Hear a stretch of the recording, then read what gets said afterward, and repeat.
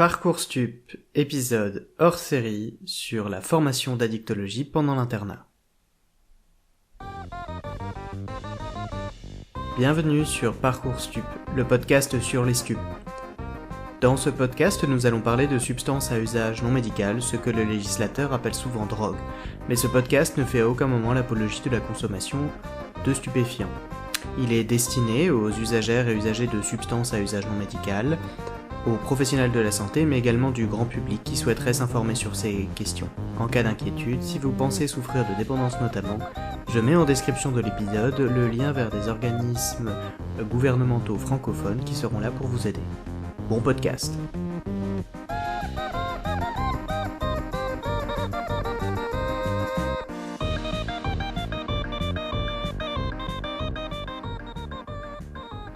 Bonjour à tous et bienvenue dans cet épisode hors série de Parcours Stup où nous allons parler des voies de l'internat qui peuvent nous amener à faire de l'addictologie.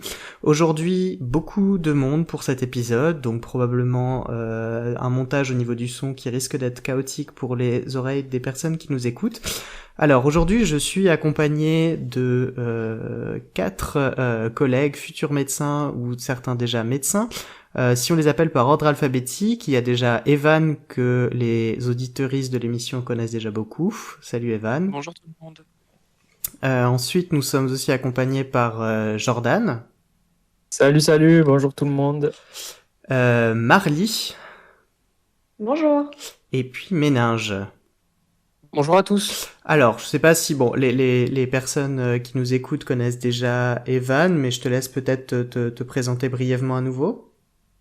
Je suis Evan, je suis médecin généraliste et addictologue et je travaille dans un service d'addictologie dans une structure hospitalière en France. Voilà, merci d'être encore là pour la 3e fois, peut-être bientôt la 4e. Pas de souci, je me suis habitué au froid de ton fusil sur ma tempe. C'est ça, voilà. Réalisé sans trucage. Peut-être je te laisse te présenter, Jordan.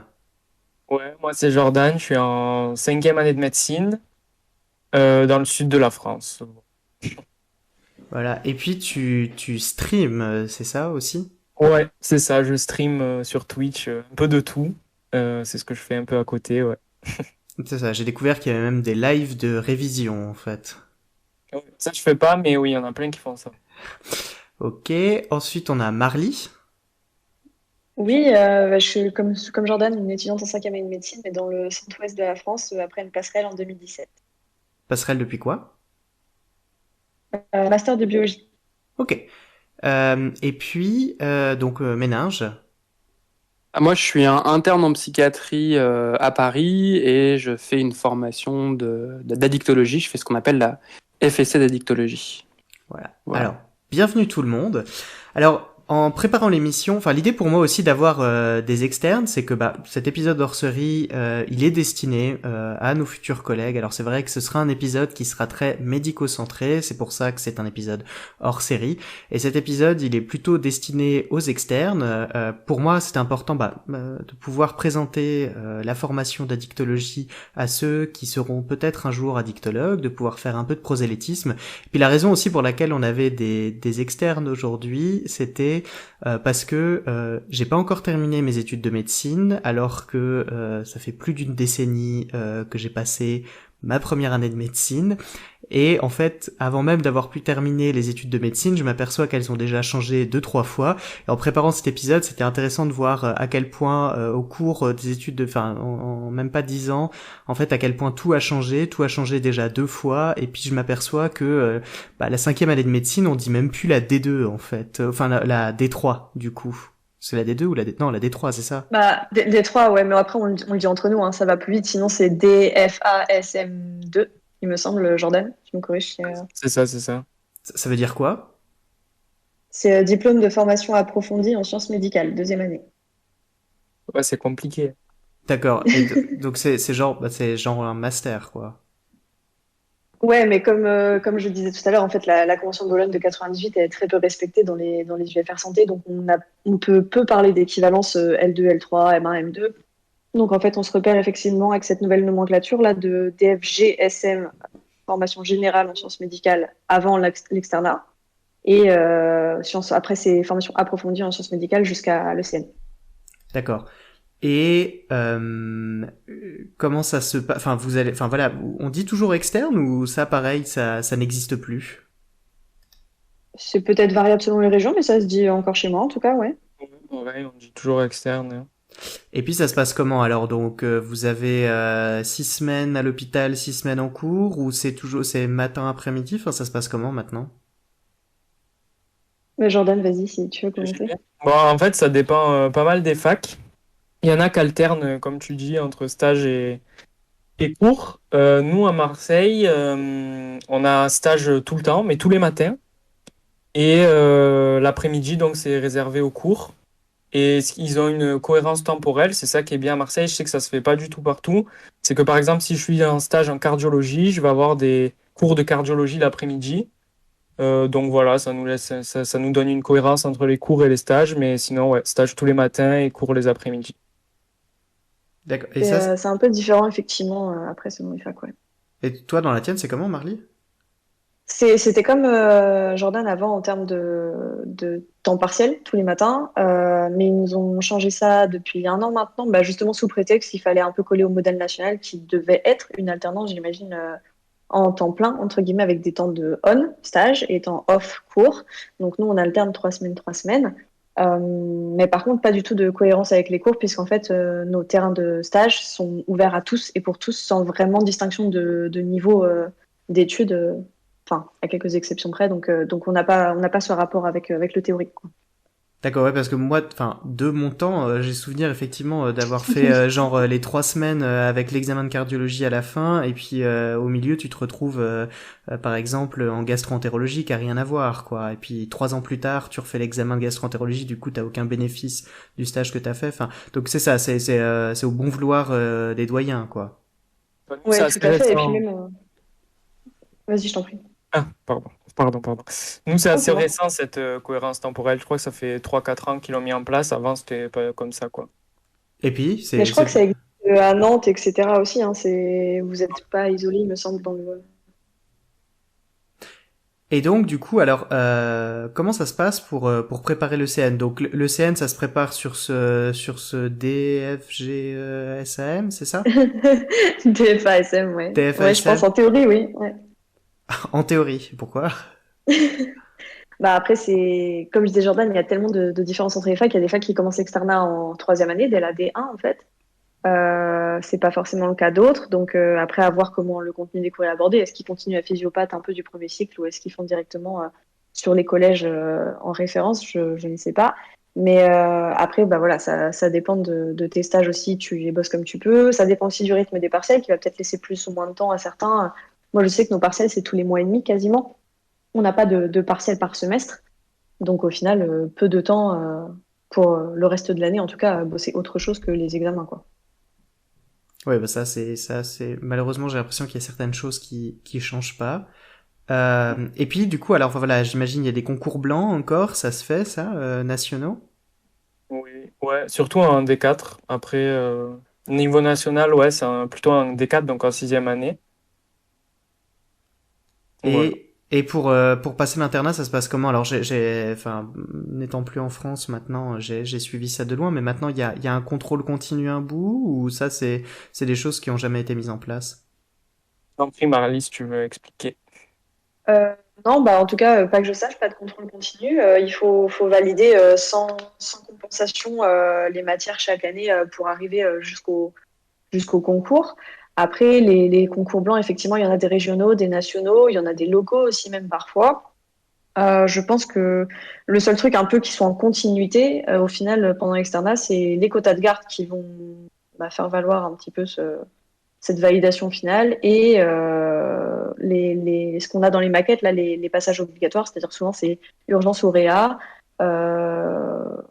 Et enfin, il y a 3 thématiques comme ça, je crois, Jordan, si ça te parle. On doit passer aussi dans un stage de chir obligatoirement, et je crois qu'il y a une 3e composante comme ça. Mais sinon, non, pas vraiment de contrôle continu, mais je pense que c'était discuté avec la nouvelle réforme, justement. Donc parce qu'en fait tout ça, c'est amené à changer genre dans 2 ans en fait. Tout à fait. C'est ça. Ouais. Ok, d'accord. Ils ont encore changé la médecine.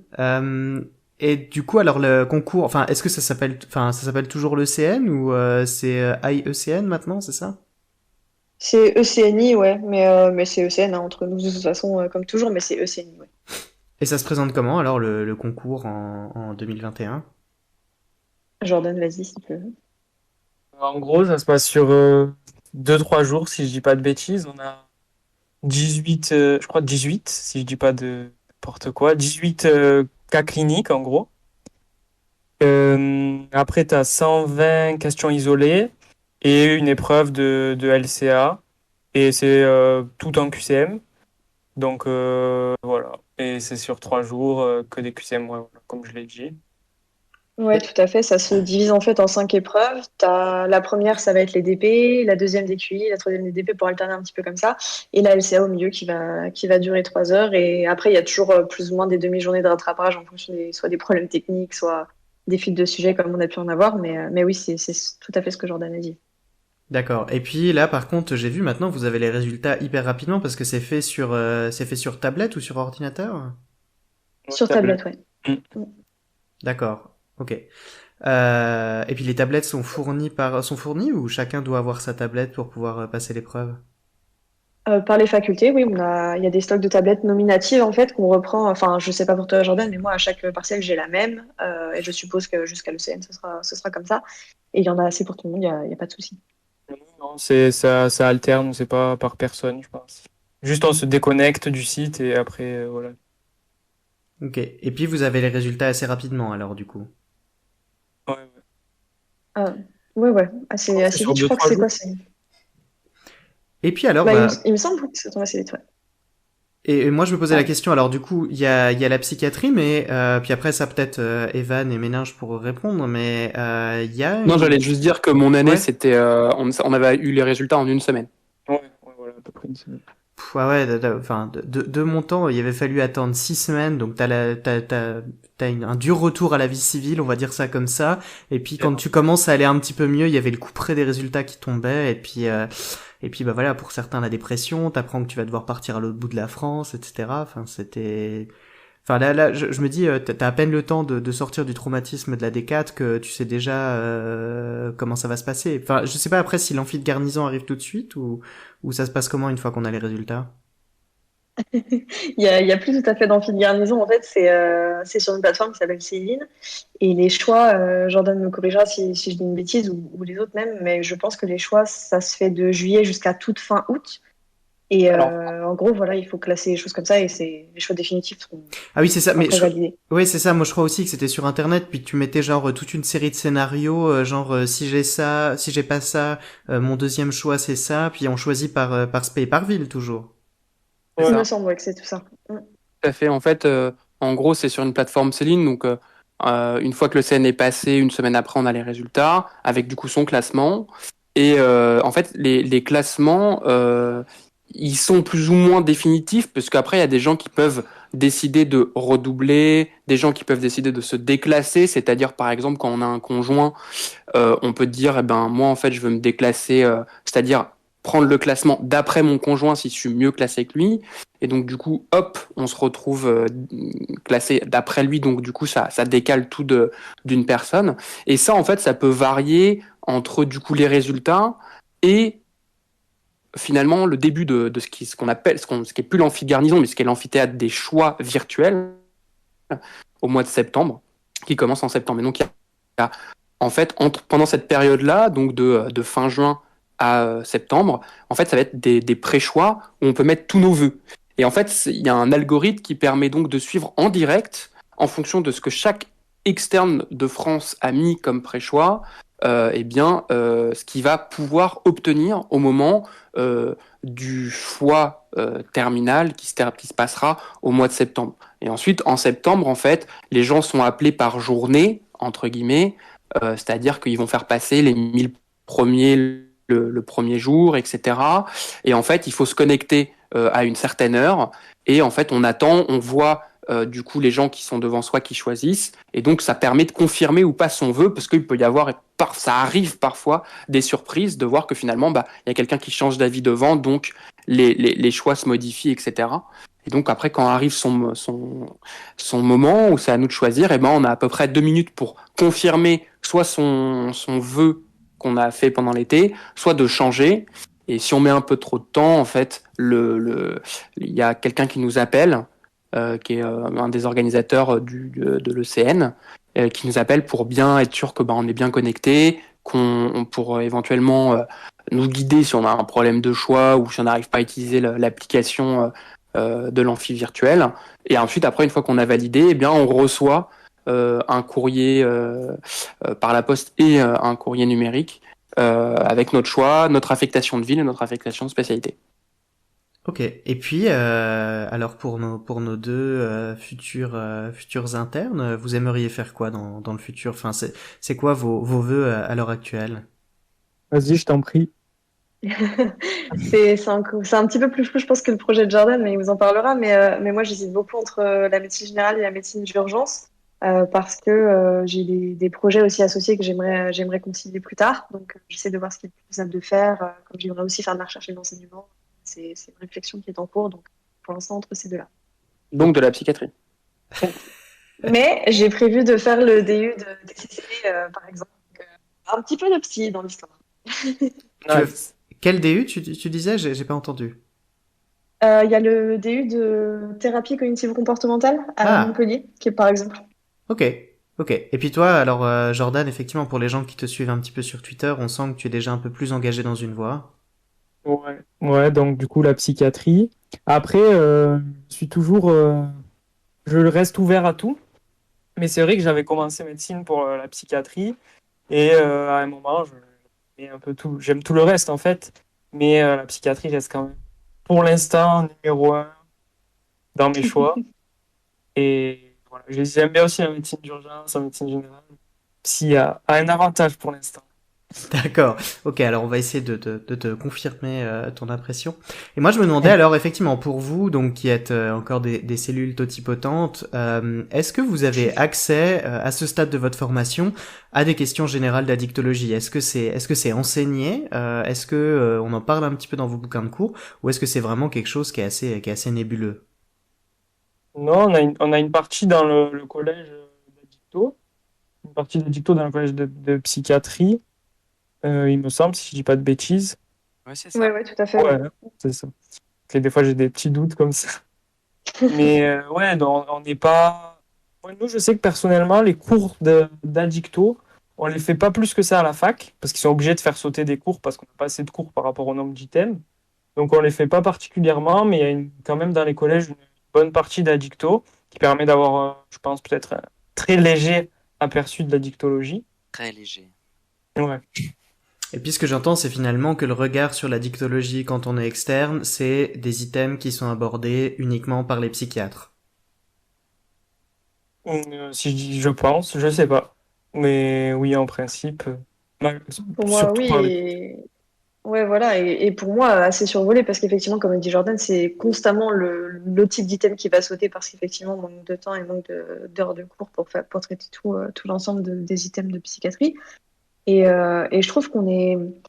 Enfin, je sais pas comment ça se passe dans les autres facs, mais les stages de psychiatrie sont pas forcément accessibles à tout le monde tout le temps. Et c'est vrai que les échos qu'on a de la dicto et tout, c'est dans d'autres services un petit peu quand on passe en clinique. Mais ça peut être du tout ou rien. Par exemple, il y a des services d'urgence où c'est très stigmatisé tout de suite. En gastro, c'était bon, bah voilà, ça c'est l'aile des patients menteurs, c'est-à-dire tous ceux qui vont avoir des problèmes d'addicto, on a l'alcool notamment.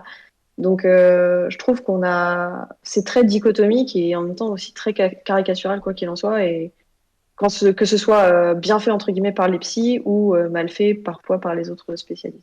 Euh, Très Ouais, difficile de se faire une d'accord. vraie idée de l'addicto, quoi. Mhm. Sachant Après, sachant que j'imagine c'est ça que pour l'internat, le plus important comme d'habitude, c'est les glomérulonéphrite extramembraneuses. eh Qu'on ben, voit Tout à fait. tous les jours. justement, ce que je voulais dire, c'est que alors, moi, j'ai passé le CN en 2018, mais en 2019, le sujet de psychiatrie qui est tombé, parce que la psychiatrie tombe tous les ans aux ECN, en tout cas depuis que c'est sous format tablette, c'était un sujet d'addictologie. Ah, Donc, ça peut tomber.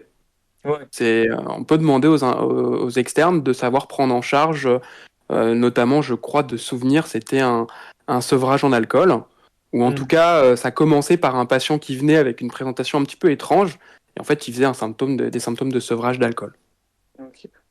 Ok, donc quelque chose, ouais, donc c'est ça, plutôt sur les aspects un petit peu début de prise en charge addicto avec effectivement symptômes de sevrage et puis les urgences, j'imagine, infectieuses qui peuvent être associées, quoi. Je l'avais vite fait lu à l'époque parce que ça m'avait intéressé, je me souviens plus, mais en tout cas, c'était pour dire que c'est traité par les psychiatres, je pense, principalement dans les facs pour les externes, et ça peut faire l'objet de questions. Donc et je pense que Marie avait totalement raison, c'est malheureusement, de manière générale, stigmatisé en cours, enfin, et en stage. Je veux dire, on n'a pas en tout cas, moi, externe, quand j'étais externe, j'avais une très mauvaise vision de la dictologie. Voilà, je pensais que c'était des patients qu'on pouvait pas aider, que ça servait à rien, qu'on perdait notre temps. Et c'est ce qui est un peu, j'ai l'impression, ce qui transpire dans les stages, parce qu'il n'y a pas de, en tout cas, d'où je venais, il n'y avait pas de stage spécifique en addictologie. Non plus, en tout cas. Ouais, ce qu'on peut dire, c'est que l'hôpital ne reste que la résultante de la société dans laquelle il évolue, c'est-à-dire une société qui est plutôt toxicophobe, ou quoi. Tout à fait. Alors peut-être on change de... c'est pas dissociable, ouais. Ouais, c'est ça. On va changer de focus alors du coup pour vieillir de quelques années. Donc on a passé ce qui était l'amphithéâtre de garnison, donc enfin non l'amphi de garnison et puis qui est donc maintenant l'amphi virtuel. Enfin bref, pour se poser la question de voilà qu'est-ce qui se passe quand on a découvert que voilà la D4 c'est fini. Maintenant la vraie vie va commencer puis on s'aperçoit que bah non en fait maintenant on change juste le focus des difficultés. Et on paye un peu plus d'impôts. Mais du coup, voilà, comment ça se passe quand on est interne, et puis par quelle voie on peut y aller. Alors peut-être, voilà, Méninge, comme tu avais la parole, donc peut-être nous dire un petit peu, bah comment est-ce que toi tu es allé vers la psychiatrie puis la dicto, en fait. Alors la psychiatrie, donc bah je l'ai choisi aux ECN. J'avais eu l'idée de faire cette spécialité en D3. Lors d'un stage en gynécologie, ce qui n'a absolument rien à voir avec la psychiatrie, mais j'ai eu l'occasion de rentrer en contact avec l'équipe de psychiatrie de liaison et de périnatalité lorsque j'étais en addictologie, en gynécologie, pardon. Ils étaient venus pour une patiente qui avait 25 ans, qui en fait venait d'avoir une hystérectomie dans un contexte d'endométriose et qui en fait à la visite avait verbalisé des idées noires, l'envie de se suicider. Pour ceux que ça intéresse d'ailleurs, vous pouvez aller sur mon blog et j'en parle. Ça s'appelle Les 3 actes. C'est un des premiers textes que j'ai écrit et voilà donc. Suite à ça, je me suis dit il faut que je passe en psychiatrie. J'ai eu l'occasion de passer en psychiatrie ensuite pendant ma D3 et pendant ma D4. J'ai fait 3 stages de psychiatrie, ce qui est pas mal. Et ensuite, du coup, j'ai choisi la psychiatrie à l'internat. Et il est vrai qu'à ce moment-là, je m'orientais pas du tout vers la dictologie. Et en fait, la maquette de psychiatrie en France nécessite en gros de faire un stage qu'ils appellent surspécialisé. En fait, ça peut être par exemple justement la périnatalité, la dictologie ou par exemple la personne âgée, l'adolescent. Voilà, en gros, c'est ces 4 grands chemins et on doit faire un stage dans un de ces sortes de terrains de stage dits surspécialisés et pas faire que de la psychiatrie générale. Et en fait, dans ce contexte, eh bien, à mon 3e semestre, j'ai décidé de passer en addictologie. Et ça m'a passionné. En fait, je m'y attendais pas, mais je me suis passionné par cette spécialité. Et je ne savais pas à ce moment-là comment faire pour faire de la dictologie. Donc, je me suis renseigné avec notamment mes maîtres de stage de l'époque. Donc, j'étais dans un CHU parisien, un grand CHU parisien, dans un service de sevrage, une unité de sevrage complexe. Donc, on prenait en fait des patients qui venaient pour des sevrages, mais complexes. C'était pas juste alcool, pas juste cocaïne. C'était par exemple un patient qui avait alcool, cocaïne, cannabis et éventuellement une pathologie sous-jacente, soit psychiatrique, soit somatique, On a pu faire des sevrages de personnes qui avaient des cancers, on a pu faire des sevrages de personnes qui avaient des pathologies psychiatriques très lourdes, ou des polyconsommations très importantes, ou alors ce qu'on appelle par exemple tout ce qui est les addictions iatrogènes, c'est-à-dire en gros des gens qui avaient des pathologies qui nécessitaient des traitements et qui en fait sont devenus addicts à ces traitements, notamment la morphine, etc. Donc c'était vraiment des patients lourds, j'avais 8 patients sous ma responsabilité, et c'était super intéressant, c'était une approche multidisciplinaire, et c'est ce qui m'a plu. Et donc je me suis renseigné sur quelles étaient un peu les options possibles pour pouvoir faire eh bien, de la dictologie. Et moi je vais parler d'une option, je pense que Evan pourra parler des autres options qui sont possibles. En fait c'est ce qu'on appelle la FST. Donc la FST c'est la formation spécialisée transversale, c'est quelque chose d'assez récent. En gros ça a 3 ans, ça existe depuis je crois à peu près 2018. En gros, c'est une surspécialité qui est accessible à un groupe de spécialités. Donc, c'est assez accessible aux pneumologues, aux hépatogastro, aux médecins généralistes, à la médecine du travail et aux psychiatres. Je pense que c'est les 5 spécialités qui ont accessible cette surspécialité. Peut-être les pédiatres aussi, j'ai un doute, je ne sais plus. Et en gros, oui. Je crois qu'il y a la neuro et la santé pub aussi. C'est possible, j'avoue que je ne connais pas la liste complète, mais j'avais la notion qu'il y avait plusieurs spécialités qui pouvaient le faire. En gros, ça rajoute 1 an à l'internat. On peut la faire quand on veut pendant l'internat, mais pas. En fait, on peut la faire quand on veut, sauf la première année et la dernière année de l'internat. En gros. Parce qu'en fait, maintenant, l'internat est divisé en 3 phases. Une première phase qui est une phase dite socle, où on a accès à des stages qui sont très encadrants.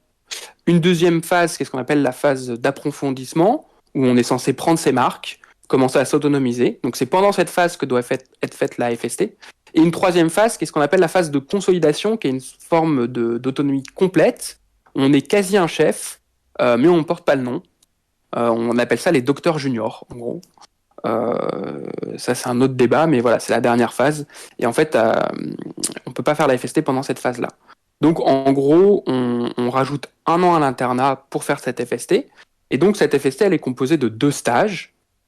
Et on a une maquette à remplir. On doit faire en fait un stage ambulatoire et un stage en unité de sevrage. Et on doit in fine rendre un mémoire. Et on a également un examen qui peut être en fonction des villes de France, soit un examen écrit, soit un examen oral. Et ensuite, eh bien, je pense que c'est tout. On a des cours qui nous sont proposés. Voilà, il y a une formation en addictologie qui est proposée. Et ce qui fait qu'en fait, au total, en fait, quelqu'un qui s'oriente vers la dictologie et qui fait la FST fera en fait 3 stages en addictologie, puisque pour pouvoir demander la FST d'addictologie, il faut avoir fait un stage d'addictologie avant. Ça prend beaucoup de place dans un internat, ça. En fait, enfin, tu fais quasiment que ça. Et ben, en fait, tu fais. Après, t'as des stages couplés, bien évidemment, qui existent toujours, mais en gros, ça te fait 3 semestres en addictologie et ça te donne, in fine, le statut d'addictologue. C'est-à-dire que si derrière, après, tu veux bosser tout seul dans ton cabinet, tu peux mettre sur ta plaque, je suis psychiatre addictologue ou médecin généraliste addictologue ou rhumatologue addictologue. Enfin, bon, il n'y a pas la rhumato, mais voilà, vous voyez, vous pouvez faire en gros ça. Donc ça fait 3 semestres exactement. Ça, c'est la seule exception, c'est pour les médecins généralistes, où en gros, eux, ils sont pas obligés d'avoir fait un stage pour pouvoir demander la FST, et donc du coup, eux, ils peuvent faire juste 1 an en plus. Alors ça, on en parlera avec Evan. Moi, ce que je trouvais intéressant dans ton parcours, c'est de voir que finalement, le coup de cœur pour la psychiatrie, c'est en rencontrant des liaisonnistes, et puis que finalement, bah voilà, en tant que liaisonniste, t'as trouvé ton bonheur en addicto. Voilà, moi je vois que c'est aussi quelque chose que j'aimais bien. C'est la liaison, je trouve ça assez chouette comme activité, d'être au contact d'autres spé, de rencontrer pas mal de monde. C'est une activité qui est extrêmement variée, et puis en même temps où on a encore beaucoup de contacts, et puis même la somatique a une part importante dans les raisonnements qu'on a, et puis finalement c'est ça que c'est une des choses que j'apprécie en addictologie, et c'est le côté santé publique et infectio, hépatogastro qui est associé. Enfin c'est très vaste comme spécialité. Je pense qu'on peut faire son trou un petit peu où on veut finalement en fonction des appétences qu'on peut avoir en termes d'activité. Ouais, tout à fait. Pour vous donner un petit peu l'exemple de mon parcours, mon premier stage, comme j'ai dit, c'était dans un CHU parisien, dans une unité de sevrage complexe où j'ai découvert plutôt une addictologie centrée sur les substances, principalement, hein. Et j'ai par exemple notamment le chemsex, euh, qui je pense fera l'objet peut-être d'un podcast futur, mais en tout cas, j'ai découvert ça. Ensuite, après, je suis allé dans un autre service totalement, dans une autre structure d'un autre CHU parisien, où là, c'était, eh bien, au contraire, de la dictologie comportementale, avec notamment tout ce qui va être la prise en charge des troubles des conduites alimentaires, qui, en France et dans la FST, et fait partie de la FST. Il faut savoir que il y a une FST qui s'appelle nutrition, mais qui va vraiment se plonger sur la nutrition. Mais si on veut s'intéresser un peu à ce qui est addictologie comportementale, boulimie, hyperphagie, etc., et ben ça, on peut le faire avec la FST addictologie. Il y a des terrains de stage qui sont dédiés à ça. Donc moi, j'ai fait ça. J'ai fait de l'addiction comportementale avec voilà les mêmes principes, hein, le craving aussi, c'est-à-dire l'envie irrépressible de faire une crise d'hyperphagie, qui c'est un peu on va dire que ça stimule les mêmes zones cérébrales. Et là, dans mon troisième stage, c'est dans un autre CHU, mais cette fois-ci pas parisien, mais en Île-de-France, où je suis dans une ELSA, c'est-à-dire une équipe de liaison en addictologie. Et donc là, j'aborde un peu tout finalement, à la fois des addictions de substances, mais aussi des addictions comportementales. Je fais de la consultation. En fait, ce qui est très intéressant dans l'addictologie, c'est que ça permet d'aborder plein de choses. Il y a un petit côté médecine générale puisqu'on doit avoir un peu des infos sur tout. On travaille avec plein de spécialités puisqu'en fait finalement la consommation de substances va entraîner beaucoup de complications somatiques, mais aussi les addictions comportementales peuvent entraîner des complications somatiques, hein. Lorsqu'on se fait vomir plus de 10 fois par jour, et ben on peut avoir des lésions de l'œsophage et se retrouver en service de gastro, etc. Et en fait c'est ça, voilà, c'est un peu une spécialité un peu pivot, et je trouvais intéressant voilà, d'y ajouter de mes compétences de psychiatre, entre guillemets, puisque à l'heure actuelle, par exemple, je me forme à l'entretien motivationnel, qui est une forme de thérapie très utile en addictologie. Ouais, alors c'est vrai que l'entretien motivationnel, enfin voilà, c'est vrai que c'est difficile de parler avec un addicto sans parler d'entretien motivationnel à un moment. Ok, alors merci Mélange pour ton parcours et puis surtout voilà la petite précision sur la FST. Et puis voilà, alors on parlait beaucoup d'un point de vue psychiatrique. Maintenant, j'aurais voulu avoir un peu ton retour, Evan, sur effectivement comment ça s'est passé pour toi, donc qui a choisi médecine générale à l'internat, c'est bien ça? C'est ça, c'est ça. Alors moi, c'est vrai que du coup, mon parcours, il va être plus utile pour parler de la MedG que pour parler de comment on fait actuellement, parce que donc je suis issu d'une promotion d'avant la réforme du troisième cycle, celle qui a créé les FST, et celle qui a tué aux grand dames de nombreux d'entre nous les DESC. Ah, c'est ça en Donc fait, c'est ça. Les FST, c'est les anciens desks, c'est ça? c'est ça, c'est ce que sont devenus les desks. En fait, donc pour reprendre assez rapidement, donc une spécialité, c'est dans les faits un DES, un diplôme d'études spécialisées. Ça, c'est médecin généraliste, c'est psychiatre, c'est hépatogastro, c'est neuro. Et à l'époque, on pouvait ajouter donc un DESC, un DES complémentaire. Et, euh, et donc là, il y en avait très nombreux. La médecine d'urgence en était un, la dicto en était un, la maladie infectieuse, par exemple, en était un, la médecine légale, j'en passe, et des plus vertes. Et donc, bah moi, c'est de ça dont je suis issu. Donc, c'est pour ça que je suis généraliste et addictologue avec le DESC. Et pour faire pour expliquer un peu comment je suis tombé dedans, je suis quasiment tombé dedans quand j'étais petit et complètement par hasard. Quasiment jusqu'à la toute fin, mon arrivée dans la dicto a été un grand hasard. Ça a commencé pendant l'externat en D3 justement, puisque la fac où j'étais quand j'étais externe proposait aux externes des stages chez le médecin généraliste. Et un de mes maîtres de stage était aussi médecin G et addictologue. Et là, encore aujourd'hui, je ne sais pas si je suis tombé amoureux de la spécialité ou du personnage. Peut-être un petit peu des deux. Mais en tout cas, voilà, ça m'avait fait très plaisir. Mais comme d'autres stages m'avaient fait très plaisir auparavant, j'en étais pas allé plus loin. Et la fac où j'étais quand j'étais externe pour la suite de l'histoire, donc proposait de tirer de tirer des services parmi des groupes de services où bah voilà, bah là sur ton prochain tirage, t'as le choix entre ça, ça, ça et ça, et puis le tirage d'après, t'auras le choix entre ça, ça, ça et ça. Et à un des tirages de ma D4, euh, les ch- j'ai choisi la psychiatrie addictologie par défaut. C'est pas que j'avais envie d'aller là, j'avais un petit peu envie d'aller là, mais j'avais surtout pas envie d'aller dans les autres qui m'étaient proposés. Donc à nouveau même si j'avais envie de découvrir la psychiatrie, j'avais pas encore le temps d'y passer et j'étais déjà hésitant entre psychiatrie ou medjay. Donc de toute façon, j'avais envie d'y passer, mais voilà, j'avais deux bonnes raisons d'y aller. Je voulais y aller et je voulais pas aller ailleurs. Et j'avais pas percuté parce que du coup, le stage s'appelait pas psychiatrie addictologie, ça s'appelait que psychiatrie. Et le jour où j'arrive, la chef de clinique me dit, bah, vous passerez en psychiatrie en addicto. Et, euh, et au final, j'ai bien aimé. À nouveau, l'addicto, la psychiatrie aussi, mais l'addicto également. Euh, et donc, ça a avancé. J'ai passé donc le CN. J'ai eu le CNI. C'était génial. Alors, c'est vrai que les résultats arrivent très vite. Moi, ce qui m'a fait mal, je trouvais, c'est le délai entre les résultats, où tu es content ou non de toi, et le moment où tu vas savoir ce que tu vas en faire, le moment où le choix se fait. Et là, cette attente anxieuse, pour moi, elle était là. Bref, je finis par décider de la médecine générale sur un coup de tête en me disant, je pourrais faire de la psy en medjay, pas de medjay en psy, ce qui est pas forcément vrai, en plus, mais c'est ce que je me suis dit à ce moment-là, et c'était mon coup de tête qui m'a permis de me décider. Et puis, encore un hasard, c'est vraiment une suite de hasards. J'ai voulu faire un stage de faisant fonction d'interne, donc pour replacer le CN, on le passe en juin, l'internat commence en novembre, ça fait 4 mois vides, euh, et j'avais pas envie que ces 4 mois soient purement vides, et puis j'avais un peu envie de gagner de l'argent aussi. Donc je cherchais un stage de faisant fonction d'interne où on prend un poste où normalement on est plus qu'un externe et moins qu'un interne, ça dépend des endroits. Et par hasard, je retombe sur le chef de service de la dicto, je lui en parle, il me dit laisse-moi ton CV et considère que c'est chose faite. Et voilà. Et je me suis retrouvé FF en la dicto. Donc encore un hasard, j'ai kiffé.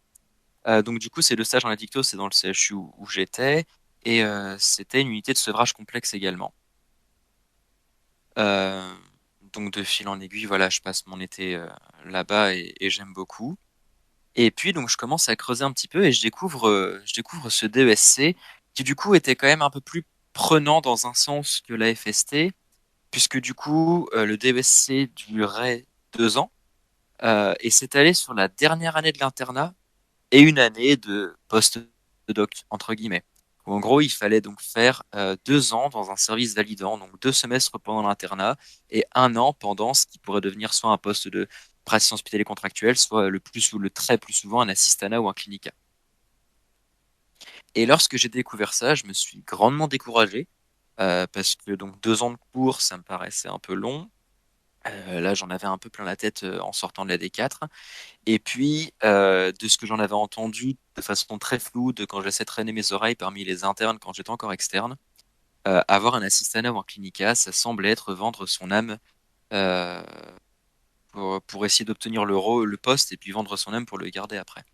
Donc, j'avais pas envie du tout de faire ça, d'aller me vendre un peu partout, jusqu'à ce que je tombe sur quelqu'un qui accepte de me prendre pour que je puisse faire ce truc. Donc, j'abandonne un peu l'idée. Je me disais, bah, je ferai un DU et puis c'est marre.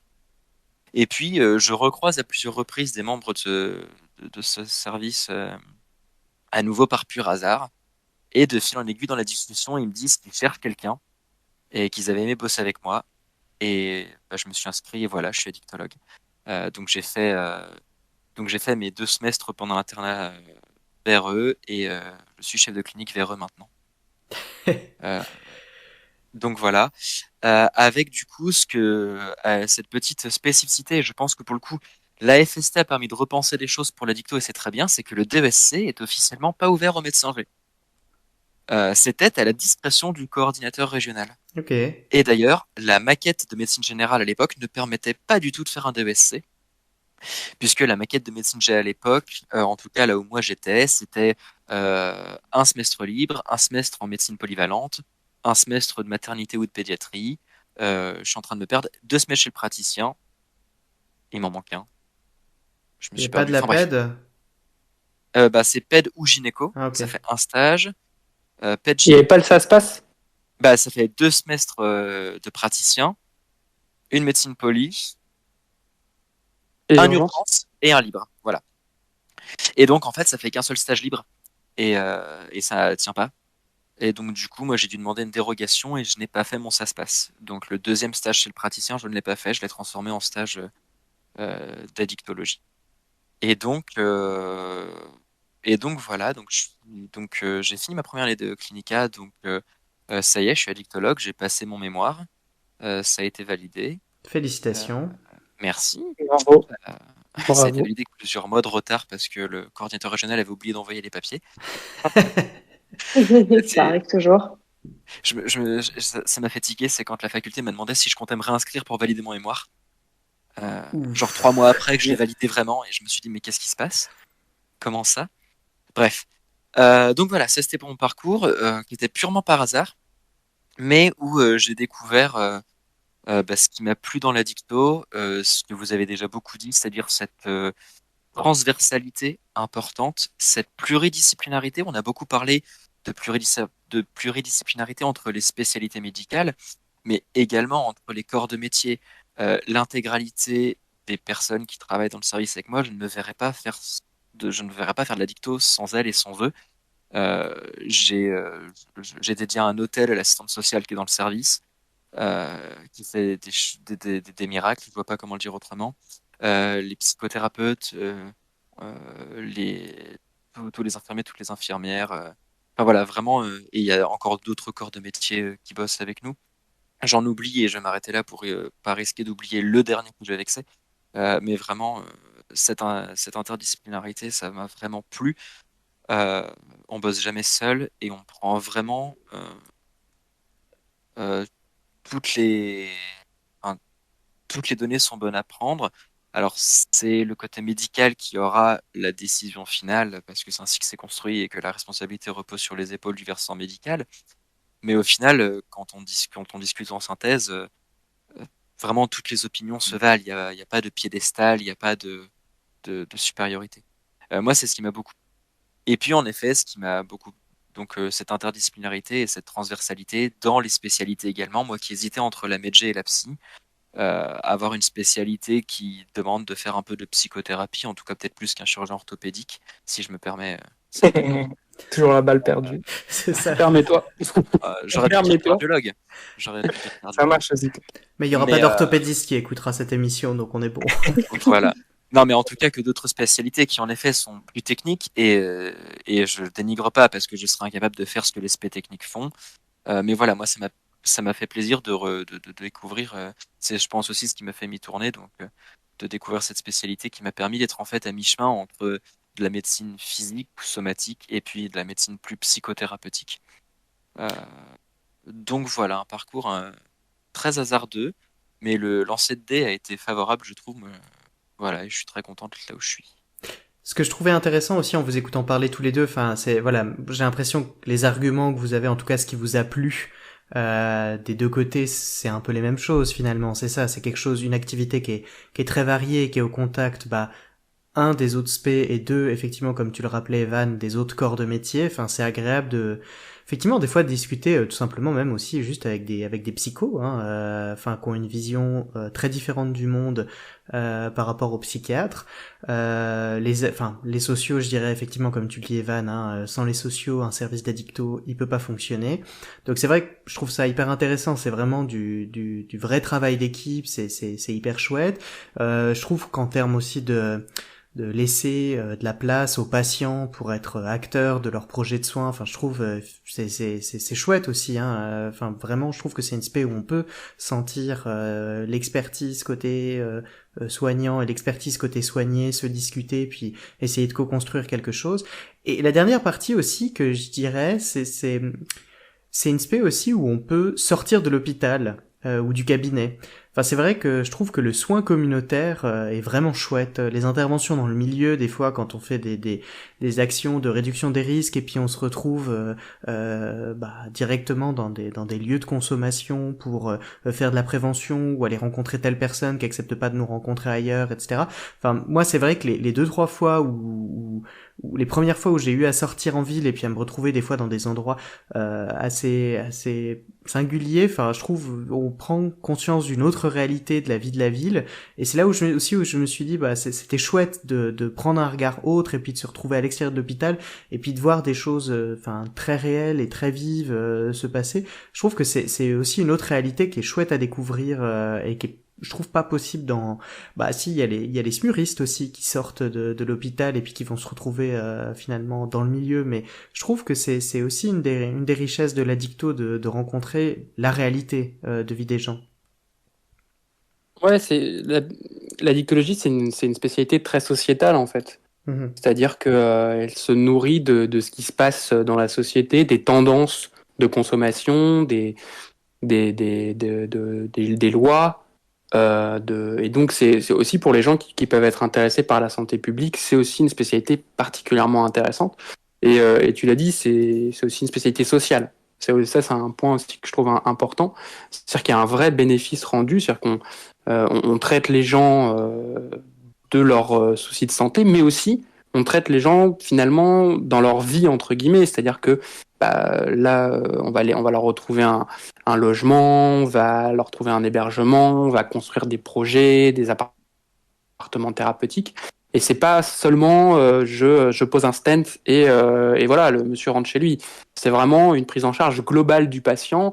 Et moi voilà, bon, je suis psychiatre, donc je vais prêcher pour ma paroisse. Mais déjà qu'en psychiatrie, je trouve qu'il y a une prise globale du patient, mais en addictologie, je pense que c'est encore plus important. Après, effectivement, le petit holà que je mettrais, c'est vrai que actuellement, on voit en France, alors campagne électorale oblige et Darmanin oblige, mais c'est vrai que je trouve ça catastrophique en fait la place finalement de la question des substances puis des comportements à risque dans la société. Enfin, c'est vrai que malheureusement, puis c'était un peu l'objectif du podcast pour moi, je trouve que pour le problème de la dépendance, on offre une réponse sécuritaire et puis pour moi, c'était important aussi de rendre les externes attentifs au fait que bah non, les addictions c'est un problème de santé, c'est un problème de santé qui est adressé par une spécialité, et puis bah voilà, c'est un problème de santé qui se règle autrement qu'en mettant des amendes pour les guetteurs à 135 € quoi. Enfin voilà, c'était aussi un des et c'est ça aussi. Alors peut-être c'est une spécialité comme tu le disais, un ménage, c'est vraiment médico-psycho-social, hein, les trois à égalité, mais aussi militante. Hein, je dirais que c'est quand même une spé où si jamais on est animé par des convictions, bah c'est simple, on est même payé par le service pour les agir parce que le simple fait de venir au travail, c'est un acte militant en tant que soi. En tout cas, dans la France de Darmanin, être travailler dans un service d'addictologie, c'est un choix militant déjà. Moi, je suis totalement d'accord avec toi. Enfin, tu connais mes positions sur la question. Mais justement, ce que je voulais dire, c'est que en addictologie, on travaille avec les stigmatisations, les idées reçues de la population générale autour et des autres médecins aussi. Hein. Voilà, donc Est-ce comme que l'avait globalement, très l'addicto ne se... Pardon, vas-y, je t'en prie. non, justement, j'allais te citer, j'allais dire, comme tu l'as dit, avec l'aile des patients menteurs. C'est quelque chose que malheureusement, on entend encore. Alors, je sais pas Oui, justement. bah c'est... Vas-y. Je te laisse la parole. Je te laisse la parole. Pardon, je suis désolée. C'est simplement pour rebondir sur le fait que la psychiatrie de façon générale est stigmatisée, je pense. Et à mon avis, tant qu'on ne travaillera pas un petit peu sur le fond et la gestion du coup du tabou de la santé mentale en France notamment, on aura peu de chances d'avancer sur des sujets encore plus pointus pour le coup et plus tricky, entre guillemets, sociétalement parlant, comme la dictologie. Amen. Ouais. Alors justement pour nos externes de ces discussions-là, je sais pas si vous avez des questions qui sont venues, ou si on vous a convaincu, ça ce serait génial, ou est-ce que on vous a rebuté et pour quelle raison? Enfin vous êtes comment à la fin de cet épisode? Vas-y, Jordan, je t'en prie. Sur une échelle de 0 à 10, à quel point est-ce que Voilà, vous c'est ça. recommanderiez la psychologie à vos amis, à vos parents? Ben, vous m'embêtez parce que j'envisageais pas trop la dictologie, mais j'avais soulevé des trucs très intéressants et je vais m'y pencher un petit peu plus, honnêtement. Hein. Et ouais, non, c'est super intéressant. Après, c'est vrai qu'il y a toujours un problème de stigmatisation qui aide pas trop. Et même si je peux me permettre d'une balle perdue au sein de notre formation en général, souvent par les autres spécialités qui ne respectent pas toujours la psychiatrie. Mais c'est vrai que c'est intéressant et c'est un vrai problème de santé publique. Et que c'est très vaste et ça a l'air très varié, médicaux, psychosocial, comme vous l'avez dit. Donc c'était très intéressant. J'ai appris beaucoup de choses. Donc je vous remercie. Ok, Pas bah de souci. cool. Alors, et puis Je me toi, permettrais- Marley? Ouais, alors vas-y, pardon, Evan. Vas-y. Yoshi, il y a un point que je voulais ajouter aussi sur la diversité de la dicto, qu'avait commencé à aborder Méninge, c'est qu'en effet, on peut faire de la dicto dans énormément d'endroits différents. On peut la faire dans un service de sevrage, d'aigu. Ça peut être dans des centres qui font de la cure, donc des choses un peu plus longues. Ça peut être dans des SSRA, des soins de suite à dicto, où là, on part sur des soins qui se comptent en mois et où on fait de la psychothérapie plus longue. On peut bosser en XAPA et faire du coup que de l'ambulatoire et de la consultation. On peut bosser en CHRS. On peut le faire dans un cabinet de médecine, dans un cabinet de psychiatrie. Pour finir un peu le prosélytisme, il y a vraiment plein de façons et d'endroits pour faire de la dictologie. On peut aussi les combiner tant qu'à faire. Voilà, Et pardon, pour- c'est un point que je voulais faire. Mais pour compléter justement ce que tu dis, il y a aussi il y a une pluralité aussi pas de sous-spécialité, mais d'orientation, parce il y a de la dictologie, bien entendu, des substances, mais il y a aussi la dictologie comportementale. Et là, le 2 juin, ça va être les journées des TCA. Et les TCA, par exemple, font aussi partie des pathologies qui peuvent être traitées par des addictologues, parce qu'il y a beaucoup de choses en commun. C'est pas uniquement traité par des addictologues en France, mais il y a beaucoup de services qui traitent les troubles des conduites alimentaires comme des addictions comportementales. Donc, il y a vraiment plein de choses. On peut taper sur les substances, on peut taper sur la dépendance psychique. Il y a énormément de possibilités qu'offre cette spécialité. Et comme on l'a tous très bien dit, il y a une transversalité énorme, ce qui fait que si on aime le somatique, la psychiatrie, la psychothérapie ou d'autres spécialités, ben on peut se permettre d'aller un peu voir ce qui se passe en addictologie parce que probablement qu'on y sera très intéressé. Et On peut puis alors s'amuser aussi. en pharmacologie. Oui, alors oui, Et en aussi. pharmacologie, Ouais, bien ouais, évidemment, je c'est suis ça. tout à fait d'accord. Et pour toi, alors, donc Jordan, c'est vrai que je pense qu'il est déjà plus ou moins acquis à notre cause et influençable, mais pour toi, Marley, qui est plus totipotente que lui, enfin, tu en es où après cette discussion?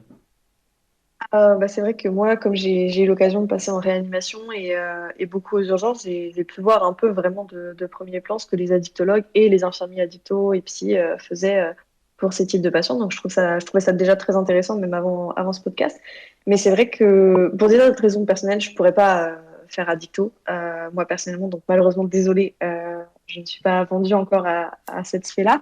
Mais ce sera un plaisir en tant que médecin ou urgentiste d'être confronté même ponctuellement à ce genre de problématique parce que c'est un peu le parpaing de la réalité aussi qui nous ramène sur le plan humain, je trouve, qui est tout à fait nécessaire dans notre exercice. Donc comme vous le dites, c'est ces dimensions un petit peu psychosociales qu'on oublie un peu trop souvent, qui sont à mon avis tout à fait nécessaires et que j'ai hâte de retrouver moi dans ma pratique. Eh ben, je trouve que c'est une très jolie conclusion pour cet épisode. Merci pour ton retour. Avant qu'on termine, alors je sais pas si l'un ou l'autre vous repartez avec des frustrations après cette discussion. Est-ce qu'il y a eu un grand absent dans la discussion qu'on a eue aujourd'hui sur la formation des dictos pour les médecins? J'ai pas l'impression. Vu que vous avez évoqué la santé publique, c'est vrai que pour être passé en santé publique aussi, je pense que ça aurait peut-être été intéressant d'avoir un retour de quelqu'un de ce domaine-là pour avoir ne serait-ce qu'une idée un petit peu de ce qui est fait en termes même de mariage territorial, d'agencement ou voilà, un peu le côté administratif de la logistique de la chose, parce qu'il en faut aussi. Mais sinon, non, j'ai trouvé que beaucoup d'aspects étaient abordés, notamment celui de la médecine générale qui m'a beaucoup intéressé. Donc, merci beaucoup pour cette invitation. Bah, avec Très bien plaisir. Ok, alors on va se quitter là-dessus. Voilà, merci à vous quatre de vous être prêtés à l'exercice. Merci à toi. Voilà. Merci de nous avoir invités. Merci. Et puis on se dit à bientôt dans Parcours Stup.